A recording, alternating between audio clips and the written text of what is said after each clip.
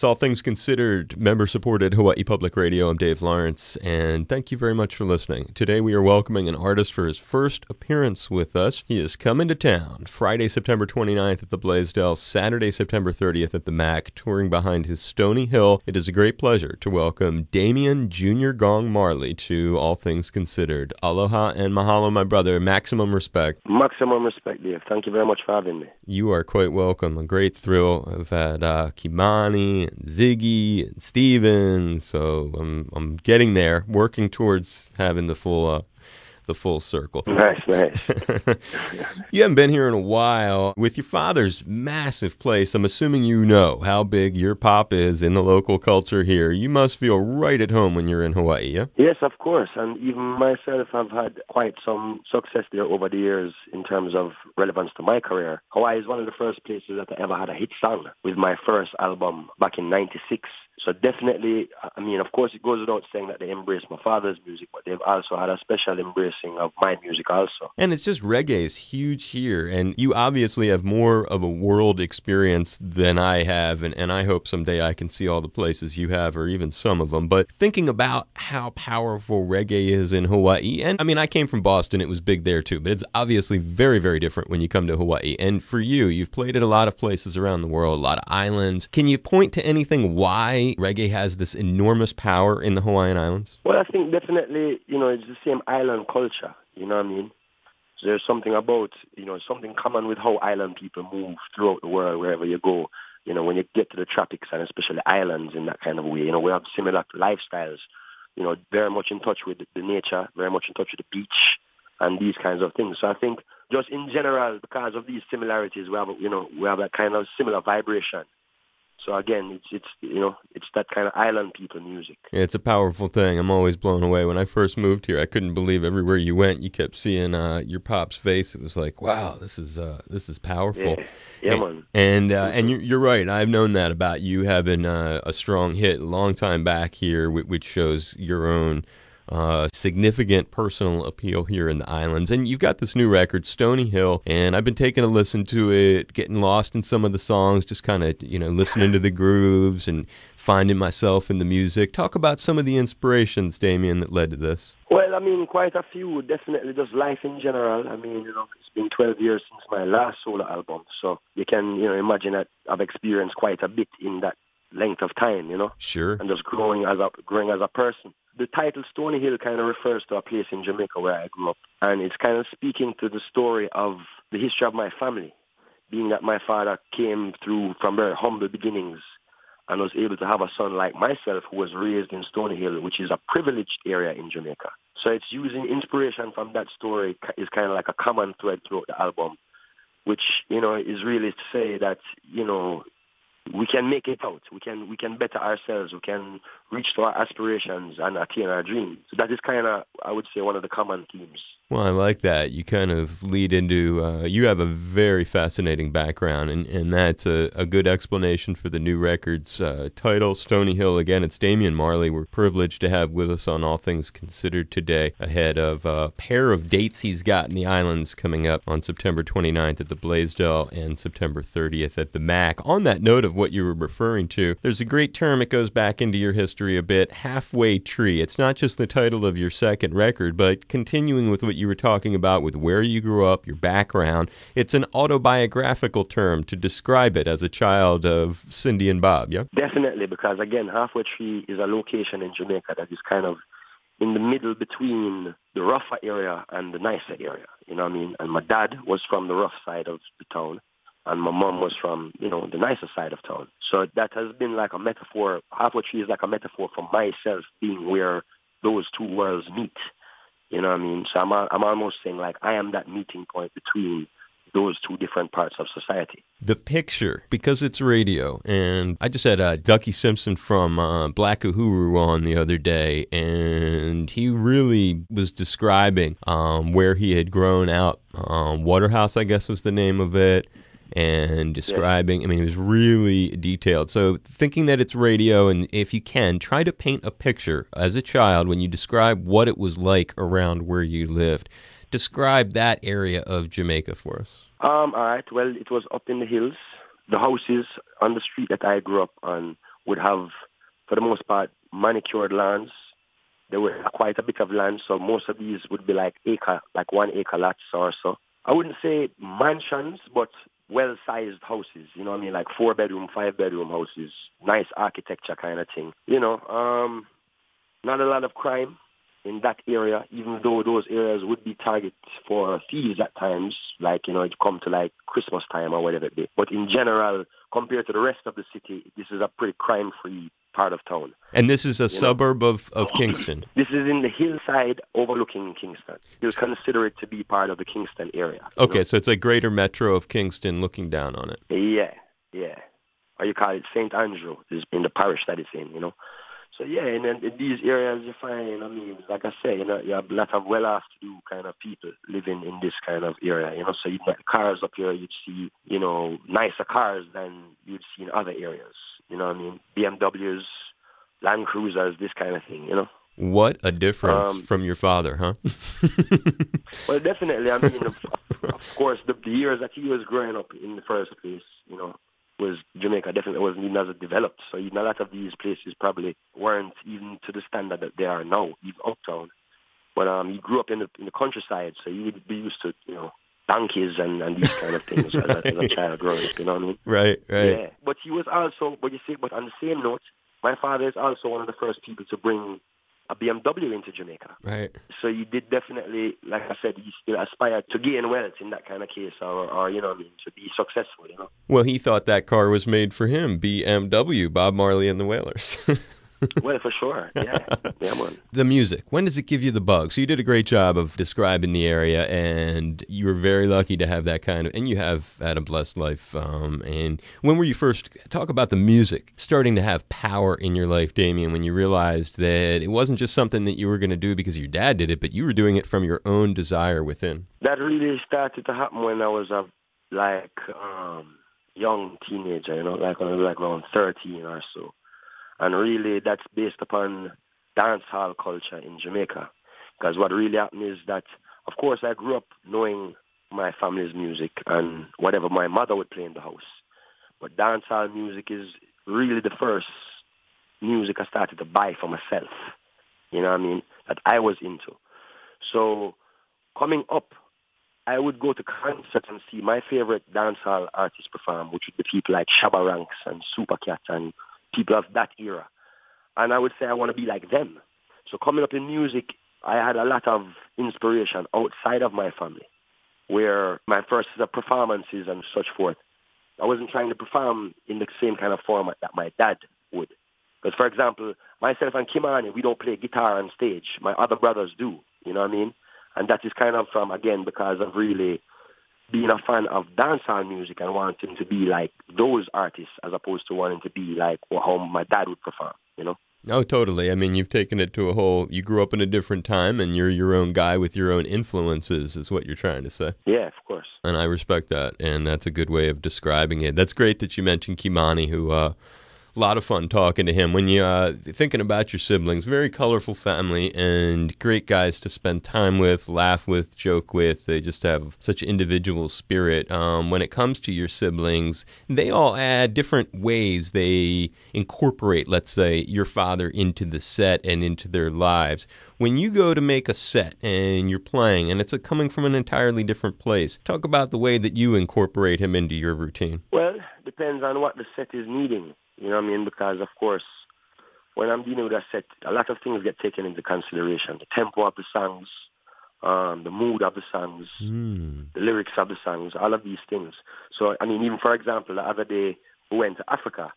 It would be like obvious that we wanted to play a song like Africa Unite, which we did, which is fitting for that occasion, Also, one of the songs that I added to my set of my father's songs that I didn't usually do before, which I did recently, was Is This Love? Yeah, which I wanted that one because it was an up-tempo kind of, that kind of up-tempo beat, and it was like a sing-along song. As opposed to when you're doing sometimes I might do Zion Train, which is not really a sing-along song. It's really just a song that I love. It's not really, like a lot of people aren't even really familiar with Zion Train, you know what I mean? But it's a song where I love sing. So a lot of the times it just depends on what the set needs to help it and what my vibe is at the time too. More consistent than anything else, I do War and No More Trouble because of the statements that are in those songs.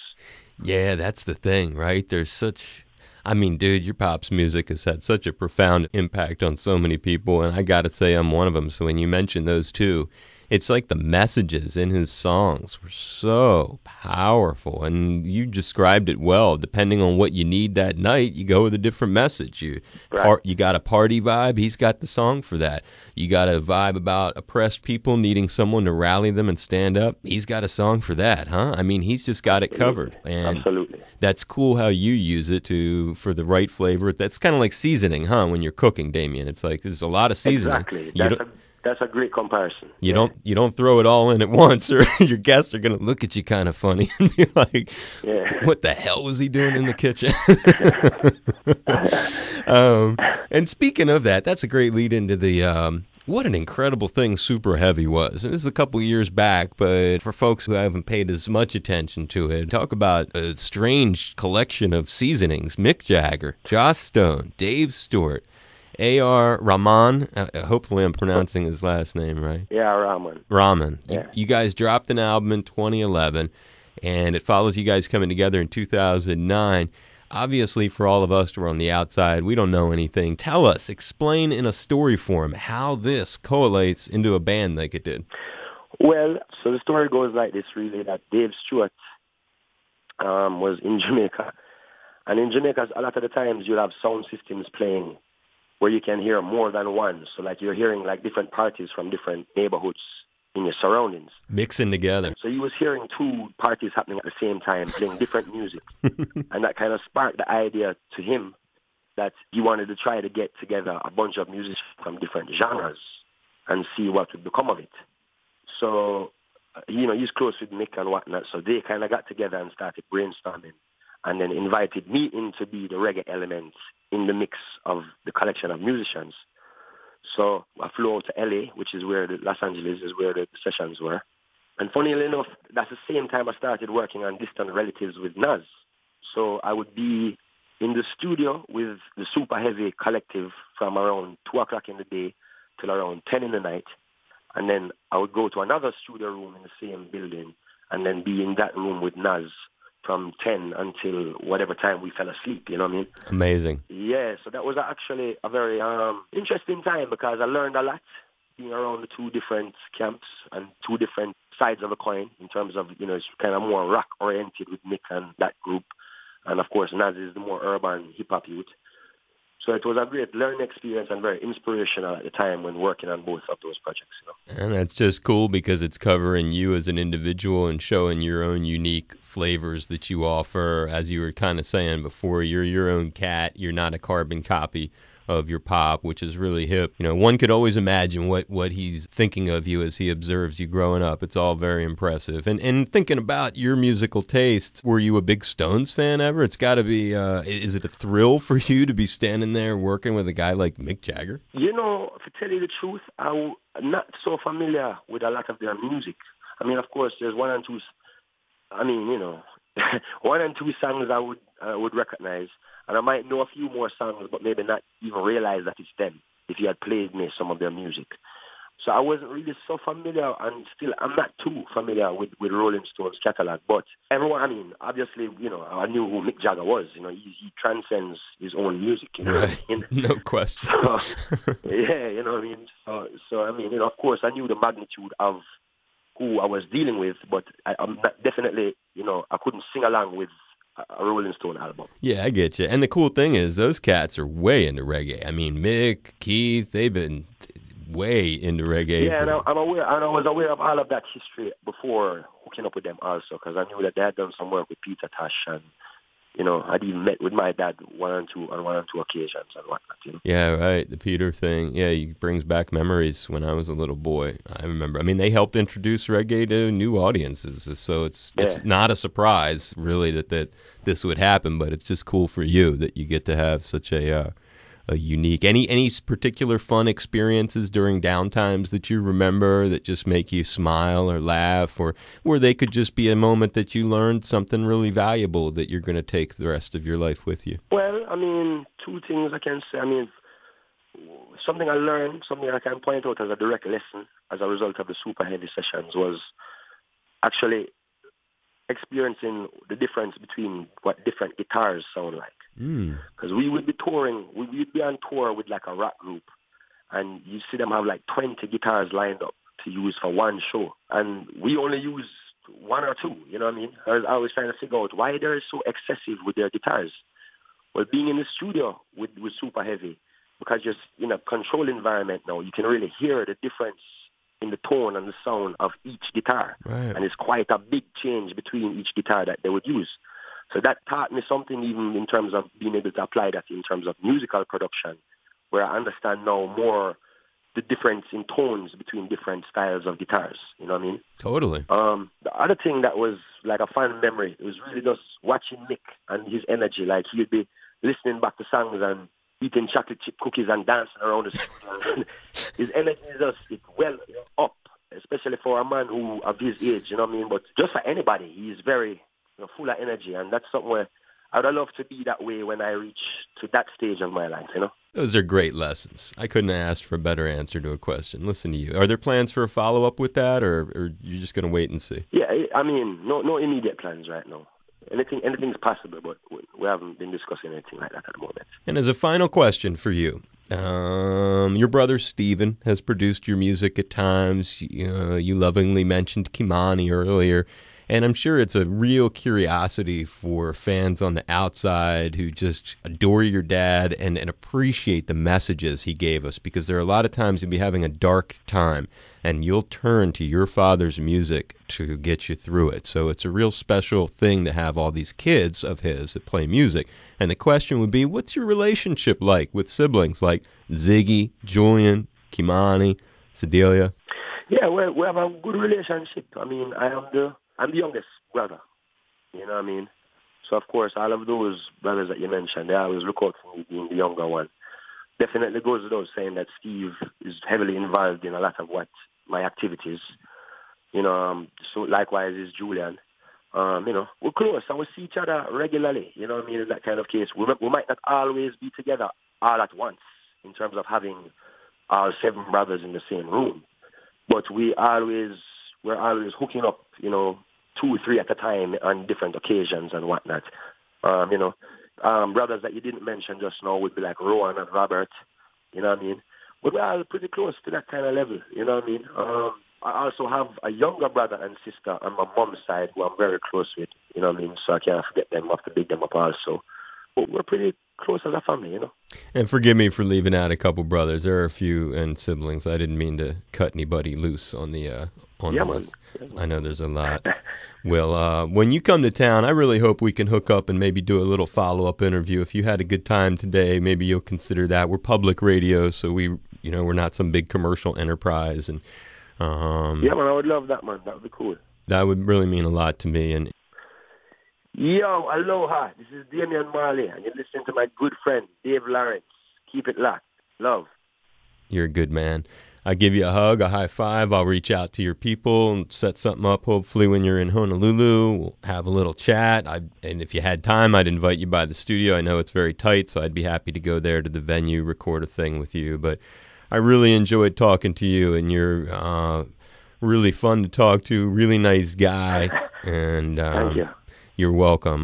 So I'm giving you a hug. I hope you feel it, and God bless you. I meant what I said. There have been many times in my life when it's hard to believe you ever say this to somebody, because it's not every band that has it, but there have been many times your dad's music has really been an inspiration to help people get through, including myself. So it's great talking to you, Damon. Likewise myself. Yes, man, likewise myself, so thank you. You're welcome.